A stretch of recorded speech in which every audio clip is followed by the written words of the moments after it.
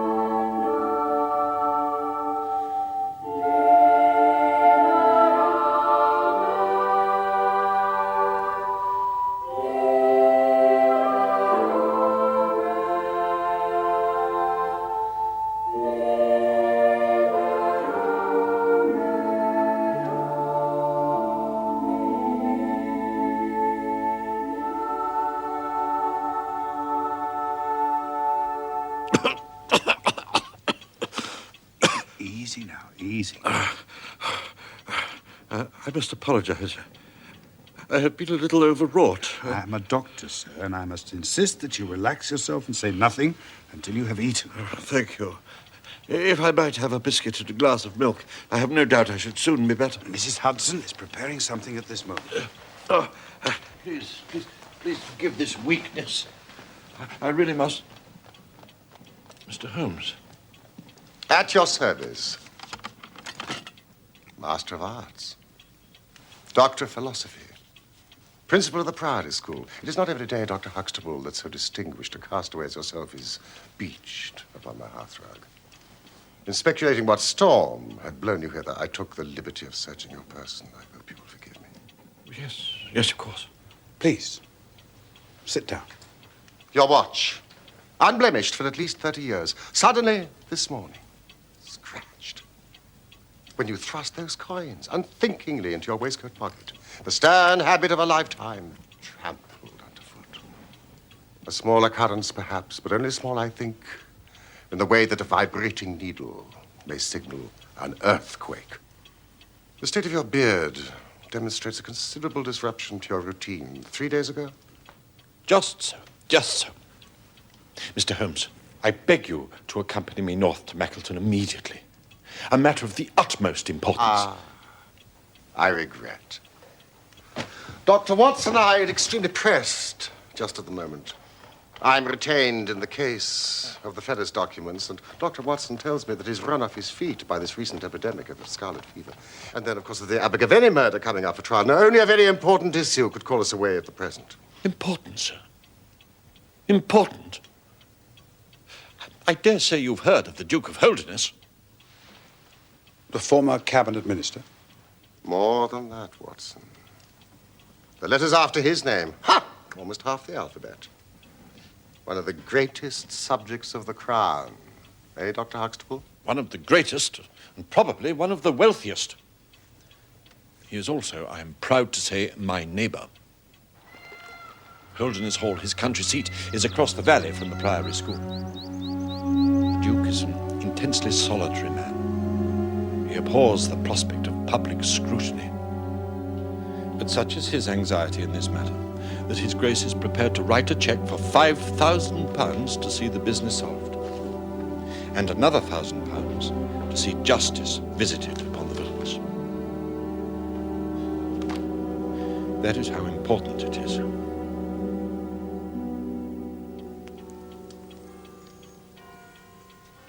A princely offer, Dr. Huxtable. You have failed only in describing the villainy. Forgive me. Lord Salter, the Duke's son, his only child, has been abducted. From the Priory School, Yes, where he was in your care. quite. And this abduction happened 3 days ago? Last Saturday night. Why have you waited so long before consulting me? His Grace has a deep horror of his family unhappiness being dragged before the world. The police have been requested by the Duke to proceed with such caution, but they... I see. This affair has been deplorably handled. I feel it and admit it. What form did the demand for ransom take? There has been none. You see, No demand for ransom. none. It is one of the most perplexing aspects of the business, for the boy was not alone in his flight. Herr Heidegger, the German master, is also missing. As, indeed, by the way, is his bicycle. If he has abducted the boy, why has no demand for money been received? Heidegger came to me from Switzerland with the very best references. Was any other bicycle missing?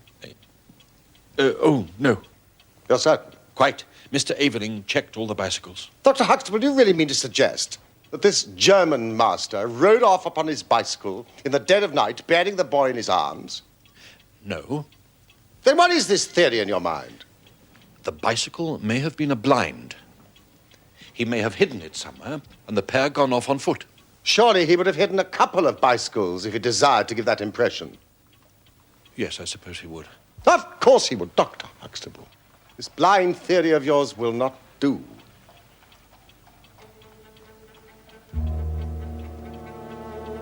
However, it is an admirable starting point for an investigation. Watson, would you send for a cab immediately? Now, Holmes. Sat. And pack! We have just enough time to catch the overnight train from St. Pancras. Dr. Huxtable, I should do a little work at your doors. Perhaps the trail is not so cold, but the two old hounds like Watson and myself may get a sniff of it. I imagine the arrival of Lord Salter at your school must have been quite a feather in your cap. My proudest moment, Mr. Holmes. Ever since Blackwell's published Huxtable's Sidelights on Horace. A notable little success in its day. You may have heard of it. No. How old is the boy? 9. And he's been with you how long? Oh, since the beginning of the winter term. An unusual boy. He seemed to be fitting in well. He, Yes. I was about to say, he was not entirely happy at home. The Duke's marriage had not been a peaceful one. It ended in separation by mutual consent last year. The Duchess has returned to her father's palazzo in Venice. This picture of the Duke's marriage, how did you come by it? Is it common knowledge? I've had some confidential talks with Mr. Wilder, the Duke's secretary. He has been most helpful. And I suppose it has been established that the boy has not returned to his mother in Italy. Oh, yes, yes, it has. I cannot tell you, Mr. Holmes, what a relief it is to me. Watson! Your picnic, sir. Mrs. Hudson. How did you guess? Experience, Mr. Holmes. Well, that means the two doctors can picnic away to their heart's content on the train. Even I may find my appetite is keener for a few days in the bracing atmosphere of the Peak Country.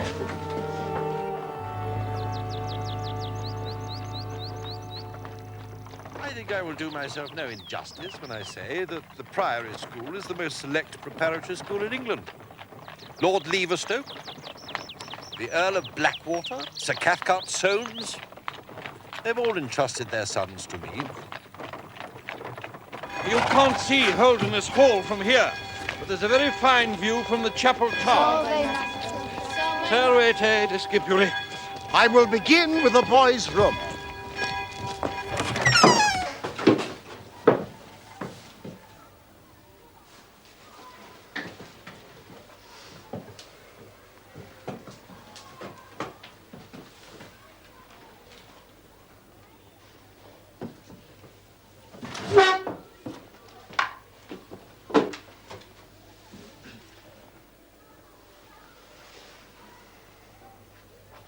From his father? It arrived on the morning of his disappearance. Had you received one from Italy? Not recently. Where is the letter now? It cannot be found. It must have been on the boy's person when he was abducted. Who sleeps in the adjoining room? Shall we, to just keep you in? Now, you're the sort of chap, I dare say, who would sleep through a thunderstorm. I don't think he would, sir. Really? And why is that, do you suppose? There's a mouse, sir. In the wainscot, sir. And it wakes us both up, sir. Sometimes, sir. Mouse? So any noise from Lord Salter's room? Well, the door creaks, sir. We always hear the door. On the night of the disappearance, did you hear anything then? No, sir. We couldn't even hear the crying. Crying? Yes, sir. He sometimes cries, sir. Sometimes, sir.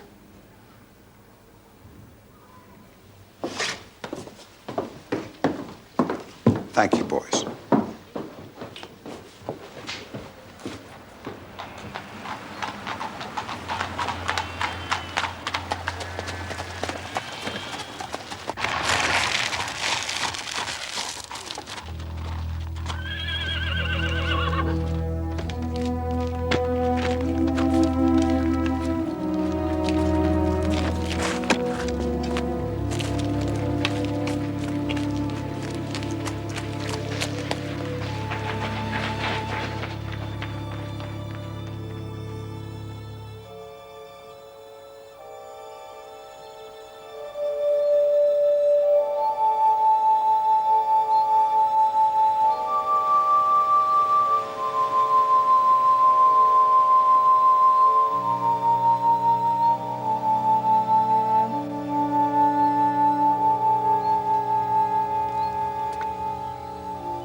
You have found nothing in the grounds?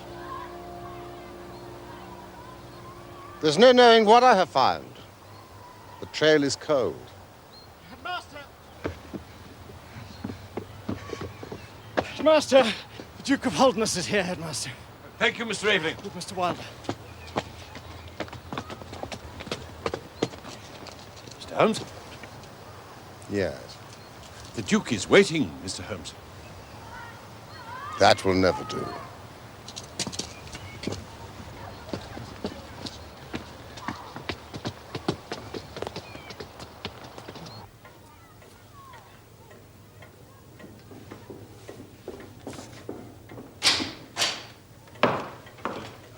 Grace? Mr. Wilder? I called yesterday, Dr. Huxtable, but I was too late to prevent your starting for London. His Grace is surprised, Dr. Huxtable, that you should have invited Mr. Holmes to undertake an investigation without consulting him first. When I learned that the police had failed... It is by no means certain that the police have failed. Oh, but surely, Mr. Wilder... You are well aware, Dr. Huxtable, how anxious His Grace is to avoid all public scandal. He prefers to take as few people as possible into his confidence. I'm sorry, Mr. Wilder. The matter is easily remedied. Mr. Sherlock Holmes can return to London by the morning train. Oh, hardly that. Hardly that. I enjoy your invigorating northern air. I shall spend, at any rate, a few days upon your moors. Who knows, I may at least find Herr Heidegger's bicycle, if nothing else. This is not a trivial matter, Mr. Holmes. I am gratified that you think not, Your Grace. If there was meaning in that remark, Mr. Holmes, I'm afraid it escaped me. Your only child has disappeared. Your hopes, your future, your noble family itself is threatened with dissolution. Your point, sir? I ask, Your Grace, what is modesty to this? To your child's life? What is reputation?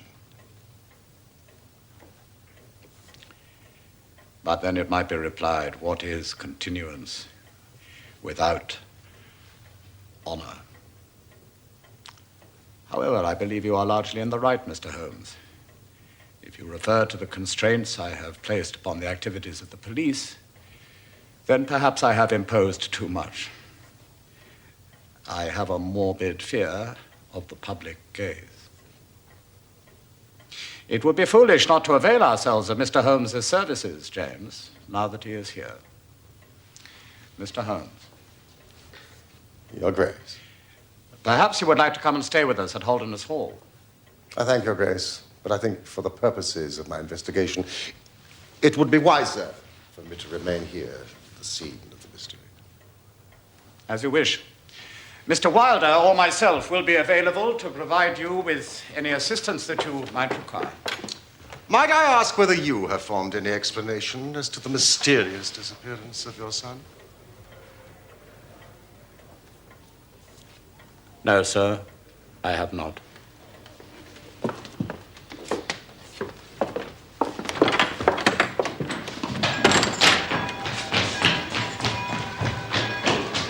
He is a fine boy, Mr. Holmes. And how long has he been in your class? Since his arrival here. Did he speak much of his family? Not much. It's my belief that he missed his mother. There's something of his father's reticence in him, you understand? The separation between the Duke and the Duchess, did he talk about that? Not really. It's a little mysterious. The boy insisted that they loved each other very much. You don't think that could be whistling in the wind to cheer himself up? No, he is a very realistic child. Ah, but not a very realistic family. My research shows they once provided a member of the Hellfire Club. You wouldn't know, I suppose, what time Herr Heidegger retired to his room on the night of the disappearance. Not really, but quite late. After 11. He was duty roundmaster that night. You're a cyclist, I believe. Yes. Oh, yes. Did Lord Salter ever accompany you? No, he is not yet able to retain his balance. You wouldn't, I suppose, happen to know the make of tires on Herr Heidegger's bicycle? Certainly a lovely bicycle, by the way, made in Bremen. The tires were Palmer. You know, the ones with longitudinal tread. I know them well. Thank you. Doubly helpful. Pleasure, Mr. Holmes.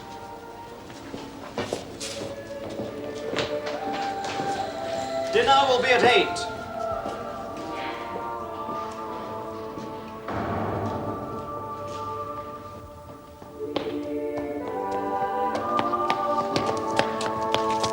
I beg your pardon? Holmes? This case grows upon me, Watson. There are decidedly points of interest in connection with it. Here, look at this map. There are certain geographical features which may have a good deal to do with our investigation. This dark square is the Priory School. This, the main road, with no side turning for a mile either way. To the north of the school, the land rises slowly. To the south, a large district of arable land with high walls and hedgerows. Impossible territory for a bicycle. What did you discover at Oakbourne? Well, the police had reports from all over the place on a man and a boy seen together. They completed their investigation on the sightings only this morning. With what result? Useless. None bore the slightest resemblance to the boy or the German master. Excellent. This mass of mistaken sightings, Watson, it confirms my suspicion. I don't believe they used the road. That powerful curiosity of quiet places would surely have found them out. I don't think they used the road at all. Yeah, but the bicycle. A good cyclist does not need a road, Watson. The moor is intersected with paths. And remember, the moon was at the full. No, it is to the north that our quest must lie. You have done well, Watson. Dinner soon, you'll be happy to hear. But I do have just one point on which I need to be satisfied. Herr Heidegger's room. 10 minutes. Mr. Holmes has been delving into the origins of the Holderness family. Like many ancient minds, it sprang from a very muddy source. Muddy, Doctor. Well, not to be too delicate about it, they were cattle thieves. A warrior class, ingenious, daring, but the basis of their wealth was running off with other people's cows. Holmes even tells me that the Holdernesses furnished one of the madder members of the Hellfire Club.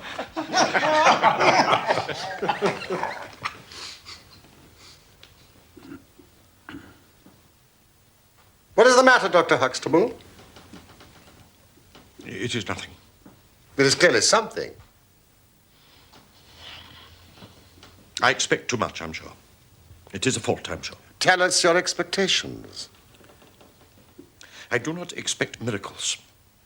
I think I am not a man who demands the miraculous. But you have discovered nothing. We have advanced not a jot since the moment we left London. Although, indeed, that is not true. You have discovered two things, both falsehoods. One, a squalid piece of gossip, and the other, an apocryphal and insulting fancy about the origins of my great patron. I did not implore you to come here to blacken the name of the Holdernesses, Mr. Holmes. Calm yourself, Dr. Huxtable. We have, in fact, advanced some way. I can, for example, describe to you in some detail what took place at this school on that fateful night. Also the behavior of your excellent and faithful German master. Faithful Heidegger? What, sir? Herr Heidegger retired to his room soon after 11 o'clock. He was the duty master that night. Now my friend and colleague, Dr. Watson, will impersonate. Heidegger has still 2 hours' work ahead of him, and it's been a long day. He allows himself the comfort of removing his jacket. He moves across to the chest by the door and pours himself a glass of sherry. Badly needed fortification for the task that lies ahead.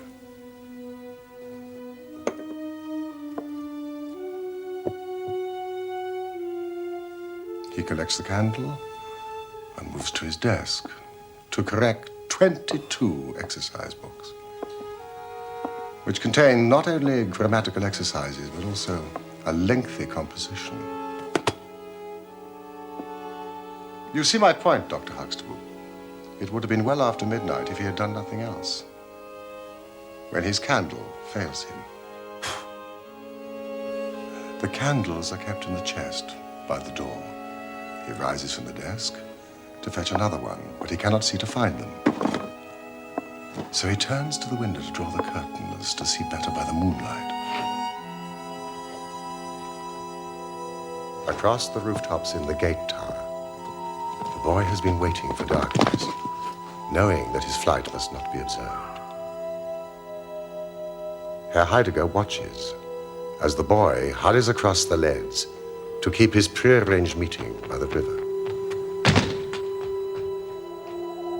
Sensing the enormity of what was taking place, Heidegger runs to the door,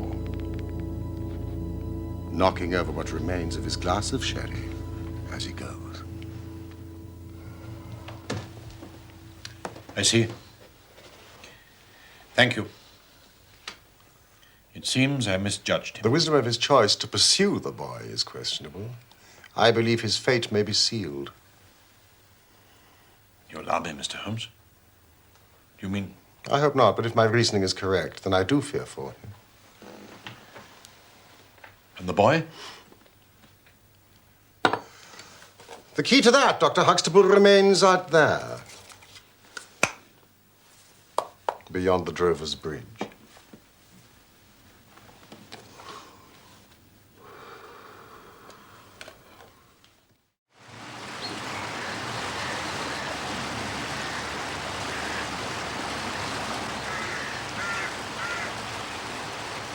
Poor beast. Carrion crows. They've earned their name. So we're assuming the boy was taken away on horseback, are we not? Certainly. Otherwise, Heidegger would not have needed a bicycle to pursue them. But the only tracks we found are cattle, Holmes. Holmes? A track, Watson! A track!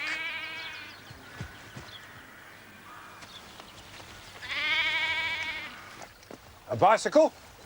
Certainly a bicycle, but not the bicycle. I'm familiar with 42 different impressions left by tires. This is a Dunlop with a patch upon the outer cover. Heidegger's tires were Palmer's. This is not Heidegger's track. Oh. Who's then? Whose indeed?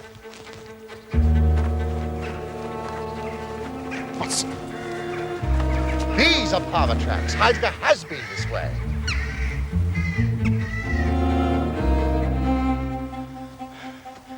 Absolutely extraordinary. Dunlop tracks for 150 yards. They vanish. And Palmer tracks quite clear, leading to these rocks. They vanish too. Not a sign of a horse anywhere. Watson, you have a blazing talent for observing the obvious. Should have bought some luncheon. Anyway, what was Herr Heidegger cycling after? Cows? Presumably they didn't abduct the child on the back of a cow.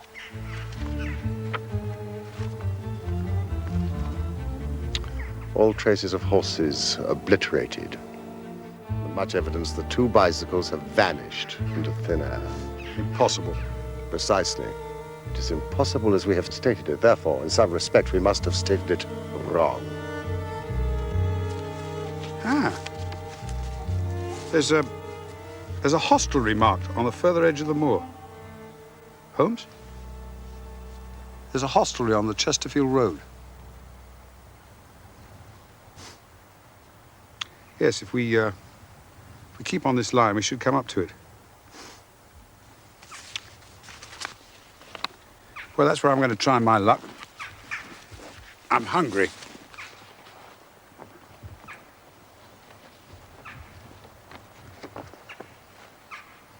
Holmes. Lunch! Of course, my dear fellow, you must be starving. Now, observe that map. You will see that there is a hostelry about 3 miles in this direction. We'll need some food if we're going to face the Duke of Holderness later.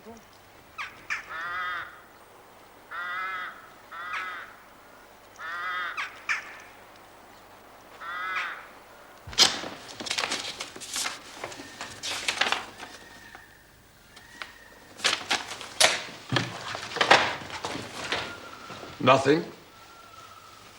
Nothing. I must tell His Grace.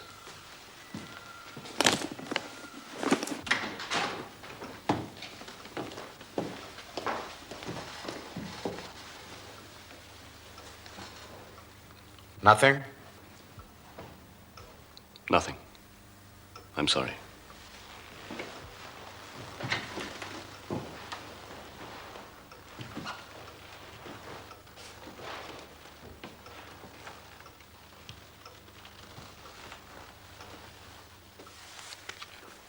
I'm sorry.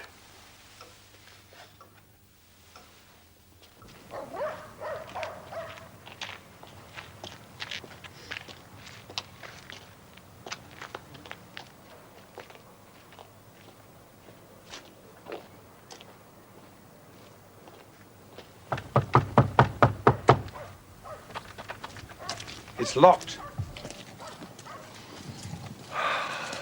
Primitive, but forceful, as sporting portraits go.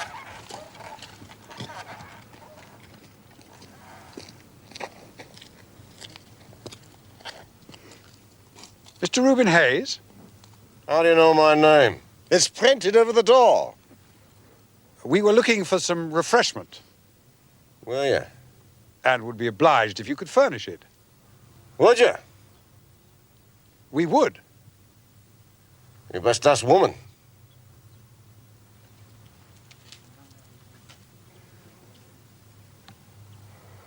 Insufferable lout. If we're going all the way to Holderness Hall this afternoon, let us try to hire those unprepossessing beasts. What do you say?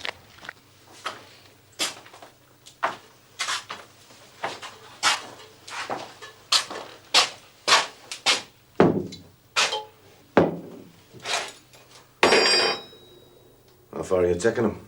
Just to the hall and back. You know the way, I dare say. I worked there for 15 years.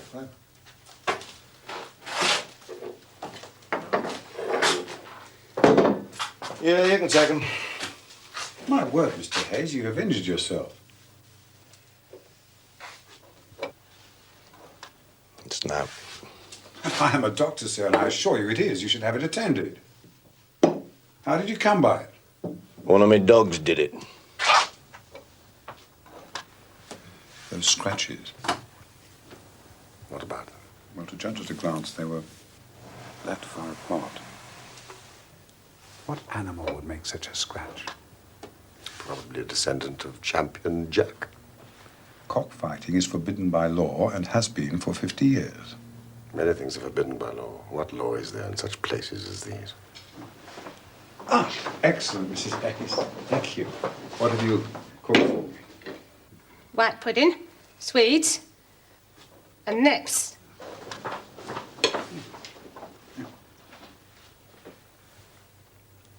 How is it, Watson?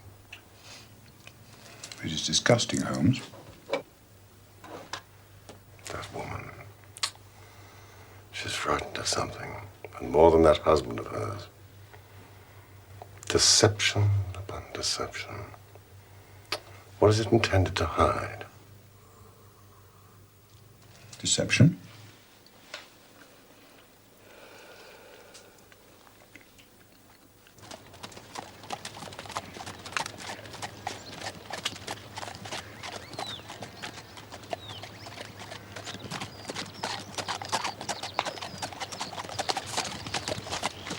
Ah, Watson. My horse is lame.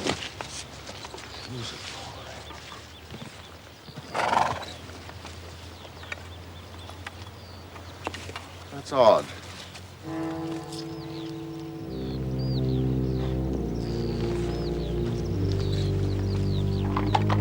Old shoes, new nails.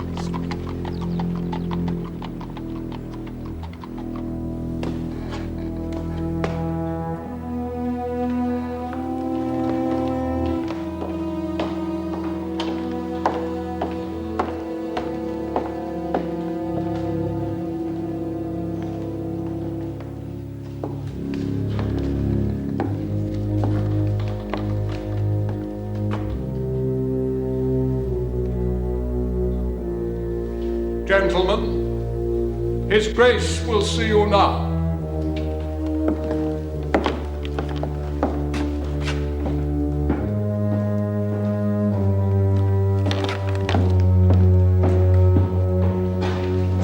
Ah, Mr. Wilder. Mr. Holmes, Dr. Watson, welcome to Holderness Hall. His Grace will be joining us shortly. We are placing high hopes on your skills, Mr. Holmes. Do you bring news? There is just one point on which I need to be satisfied. Yes, Mr. Holmes. It concerns the Duke's private correspondence. As His Grace's private secretary, perhaps I can be of some assistance. I believe His Grace wrote to his son upon the day this incident occurred. No, I believe he wrote on the day before. Yes, but he would have received it upon that day. Yes, quite probably. Might there have been anything in that letter which would have prompted the boy to run away? Oh, I hardly think so. Anyway, he would have run here, if anywhere. Or to his mother in Italy? No, sir. Lord Salter would realize the impossibility of achieving such a goal, even if abetted by this German. He is an intelligent and practical child. And yet he cries in his sleep. Did His Grace post the letter himself? His Grace is not in the habit of posting letters. The letter was laid with others upon the study table, and I myself put them there. The only other person who would handle them would be Rivers, who delivers the daily post to the lodge. And you're sure this letter was among them? Oh, yes. I observed it. And what have you observed, Mr. Holmes? How does your investigation progress? Are you to disappoint me? I hope still to render your Grace a happier and myself a richer man. But what have you discovered? It is mostly a matter of clarification. My belief is that the boy was tempted out of the school by a prearrangement, and I suspect that his mother may have been the bait. The German master observed his departure and set off in pursuit. We tracked the passage of his bicycle across the moors with much difficulty. It is almost as if the tracks were deliberately expunged by someone. Mr. Holmes? Someone driving cattle. You don't happen to know if the cattle on the moor... What about them? I hope you have seen none. We cannot winter cattle outside in our upland climate. They will not be out of the yard for, at least another 2 weeks. I've been as blind as a beetle. I thank you, Grace. Old shoes and new nails! Old shoes and new nails! Oh, there's something you should see. It is a remarkable car that trots, canters, and gallops. Did you see those horseshoes? I saw them! The marauding balance of Poltergeist shot their horses with cloven horseshoes to escape detection. Reuben Hayes took advantage of a piece of local history.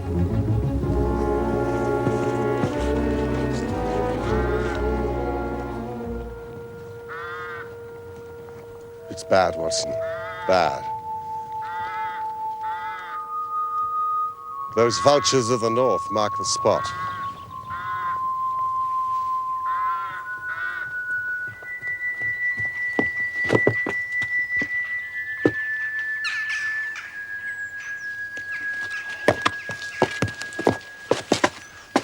German master.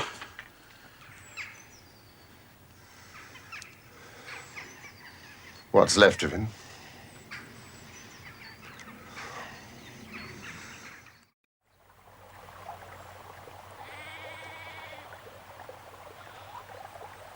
Hello! Hello! Hello! Hello! Hello!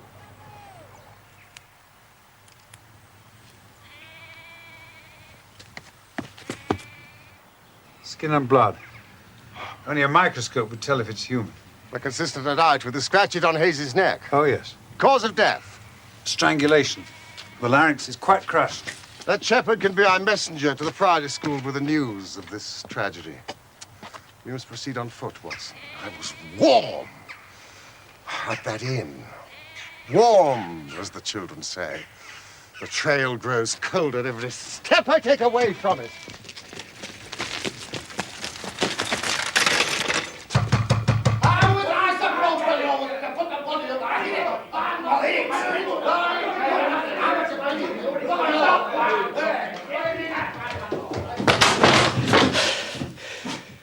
It's all over now, Arthur.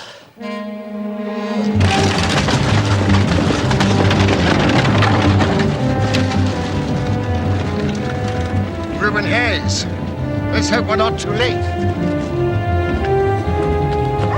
A Dunlop with a patch on the outer cover.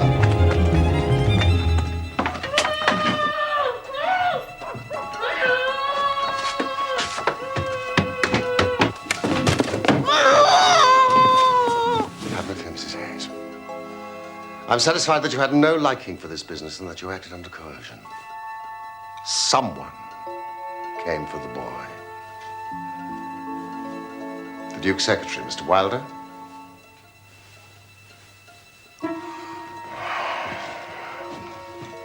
Which way did they go?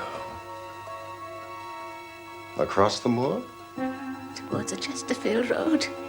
Will Buick's cottage. Excellent, Mrs. Hayes.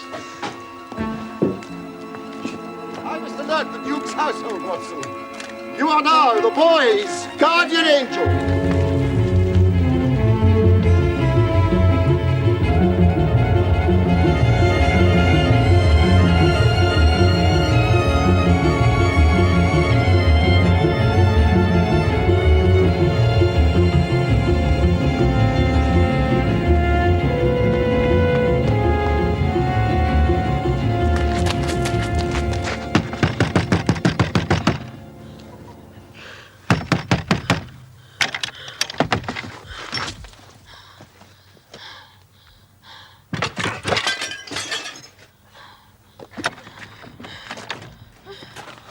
Come on.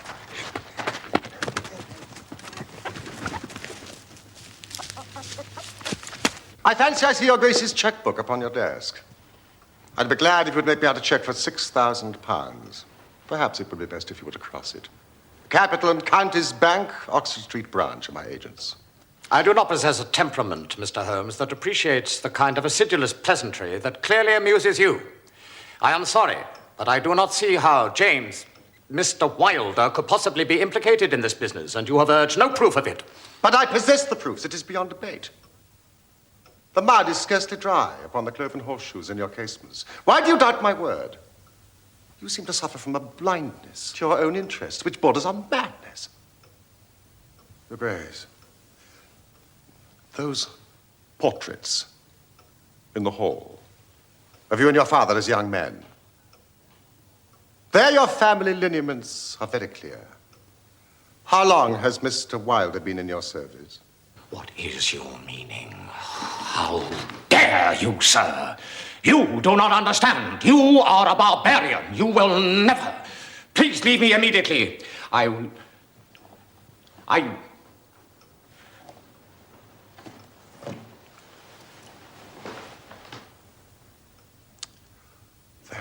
it is as I suspected.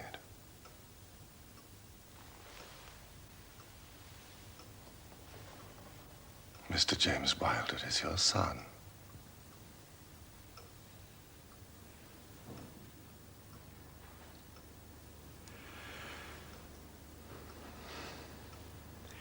When I was a very young man, Mr. Holmes, I loved with such a love as comes only once in a lifetime. I offered the lady marriage, but she refused it on the grounds that such a match might mar my career. Had she lived, I would certainly never have married anyone else. But she died and left this one child, James, whom for her sake I have tended and cared for. I could not acknowledge paternity to the world, but in all other ways, I have treated him like my son. He has required, but not warranted, a father's forgiveness many times. And I have forgiven. I have forgiven. I have forgiven much. Your Grace, you have done all you can for Mr. Wilder. You must realize that he is lost to you. He's conspired to abduct Lord Salter. He's an accessory to a murder, however unwittingly. He must be found before he's tempted to a crime even more terrible. He must be found before you lose the son that is left to you.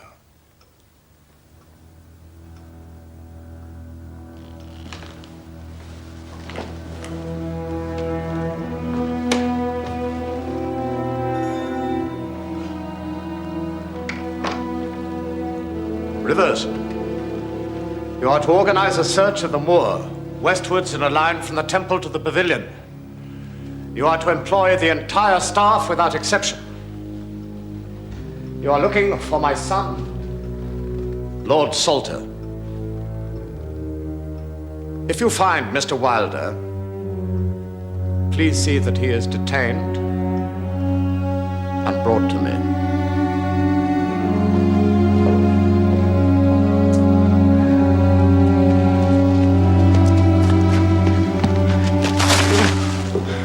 Wilder intercepted your letter and substituted a note which deceived your son into believing that he was to see his mother.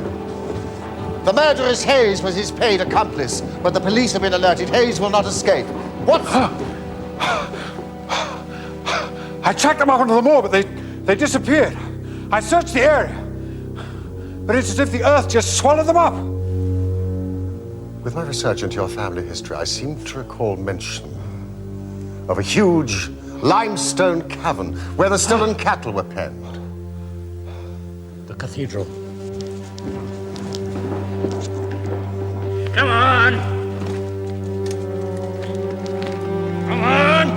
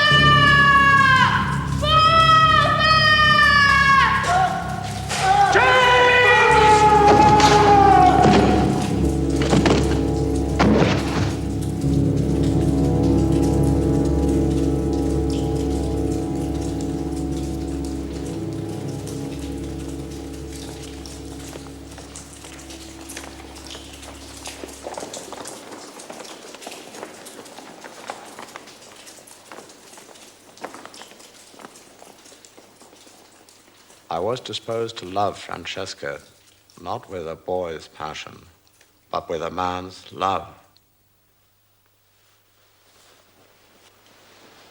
My marriage to her founded on James's jealousy.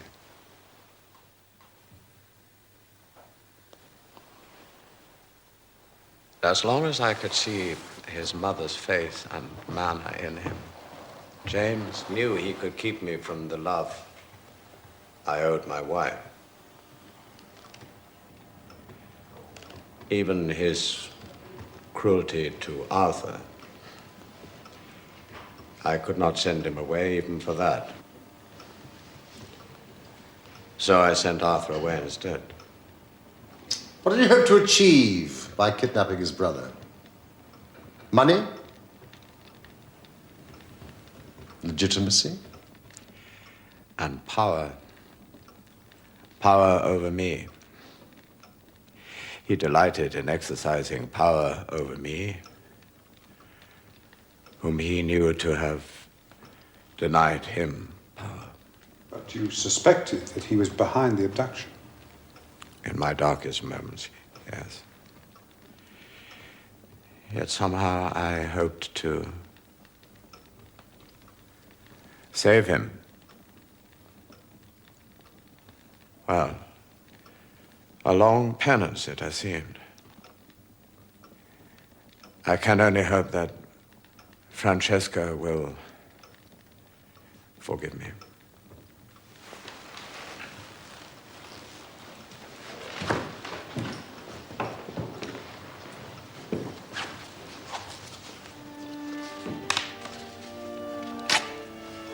Thank you, Mr. Holmes. Your Grace. This is the king's ransom. You have given me back my future.